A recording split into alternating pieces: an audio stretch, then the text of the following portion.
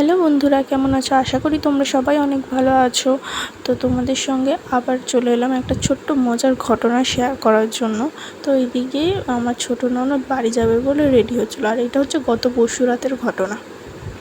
তো এবার পুচকিটাকে এখানে আমার মেজো ননদ রেডি করে দিচ্ছিলো, আর পুচকিটাকে জিজ্ঞেস করা হয়েছিল যে তোমার চোখের নিচে কি হয়েছে। তো পুচকিটা সেটার কি উত্তর দিল শুনে না। কে মেরেছে? কে মেরেছে? কে মেরেছে বলো? কে মেরেছে? মামি। আমি মেরেছি? আমি তোকে ওখানে মেরেছি? আমি তোকে বাড়ি নিয়ে গিয়ে মেরেছি।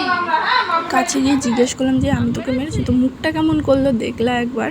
তো ওকে একটুখানি বিরক্ত করছিলাম বলে ও বলছে এই তাত বলে আমার থেকে একটু দূরে সরে গেল। কিন্তু ছোট্ট মানুষ, এখানে কিছু বলার নেই, ওর মনে যা এসছে ও তাই বলেছে। তো ওইদিকে বাড়ি চলে যাচ্ছিলো, মনটাও একটু খারাপ হয়ে যাচ্ছিলো আমার।